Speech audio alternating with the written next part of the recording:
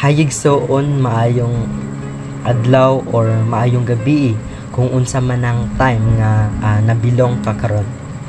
And gusto lang ti kay i-remind nga kini nga video no makahatag sa imuha og kanang comfort and kanang strength sa matag usa natong kinabuhi, dili lamang sa akua but sa imuha pud nga kinabuhi.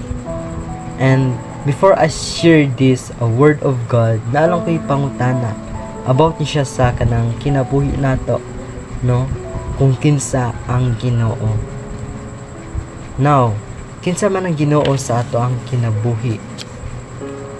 Maybe sa imuhang pagtuo sa Ginoo, Savior, coming King, or kanang kung unsa ang imong expression sa pagkaila deeper sa Ginoo.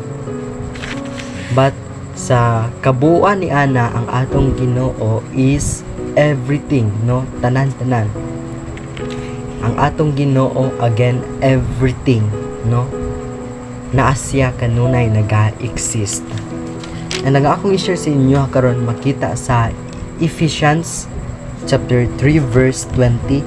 Ana siya nga daygon ta ang Dios kansang gahom ania kanato ug mao'y makahatag og labaw pa kaysa atong pangayoon o huna-huna, no?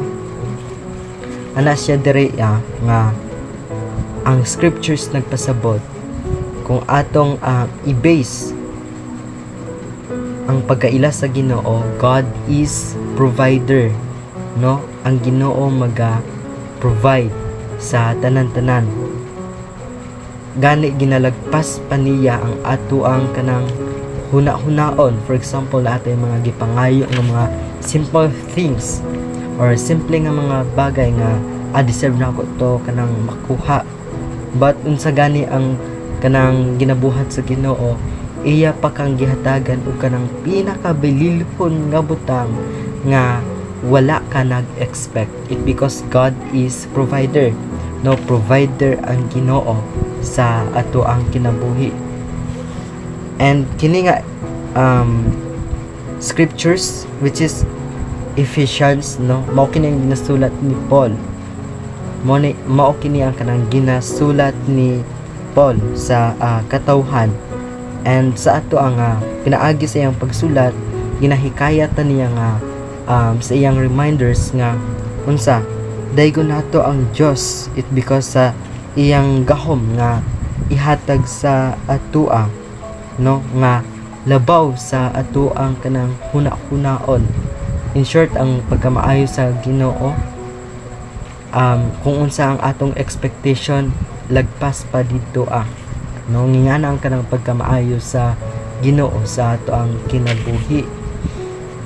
Naka-imagine ba ka sa imong kinabuhi nga kumbaga naay mga blessings nga unexpected blessings ba ngingana ang kanang mga panalangin nga moabot sa imuha nga ang pagtuon nimo dili man ako ni deserve nga panalangin, but tungod sa pagkamaayo sa Ginoo iyang ihatag sa imuha ang unexpected blessings para unsa malipayon ang imong kinabuhi.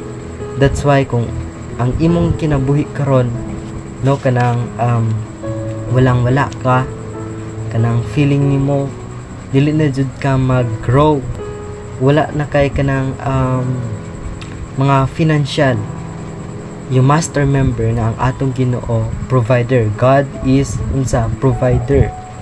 That's why wala tay angay nga ikabalaka it because ang Ginoo bahala sa ato ang mga gikinahanglan. Unsa man ang atong pwede nga matun-an sa gisulat ni Pablo or Paul sa Ephesians chapter 3 verse 20, no? Kanang about sa pagkamaayo sa Ginoo, since our God is provider or giver, unsa man ang atong pwede buhaton, no? Musunod sa iya wholeheartedly. Kumbaga ang pagka-giver sa Ginoo, i-apply nato to sa atong kinabuhi. Kung nahatag sa Ginoo ang atong mga deserve nga mga gipangayo sa iya, dili na ta pwede maglimot, or dili na ta pwede backslide sa iyaha. It because dapat musunod ta sa Ginoo kanang wholeheartedly, it because siya man ang naga-provide sa ato ang mga gikinahanglan.